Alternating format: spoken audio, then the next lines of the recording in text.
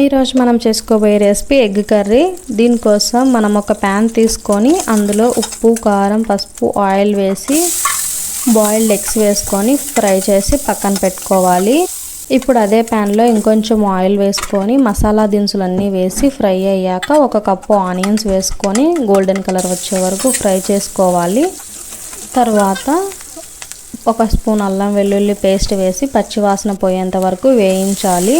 ఇప్పుడు ఒక 2 టమోటాలని క్యూరీ లాగా చేసి ఇందులో వేయాలి. వేసిన తర్వాత ఉప్పు, కారం, పసుపు, ధనియా పౌడర్, గరం మసాలా అన్నీ వేసి ఒకసారి కలుపుకొని మూత పెట్టేసి ఒక 2 మినిట్స్ తర్వాత ఓపెన్ చేసి చూడాలి.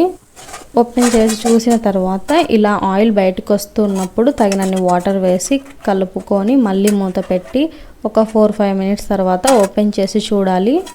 అప్పుడు ఇలా ఉన్నప్పుడు ముందుగా మనం ఫ్రై చేసి పెట్టుకున్న ఎగ్స్ వేసి ఒకసారి కలిపి మూత పెట్టి ఒక 2-3 మినిట్స్ తర్వాత మళ్ళీ క్యాప్ తీసి చూసి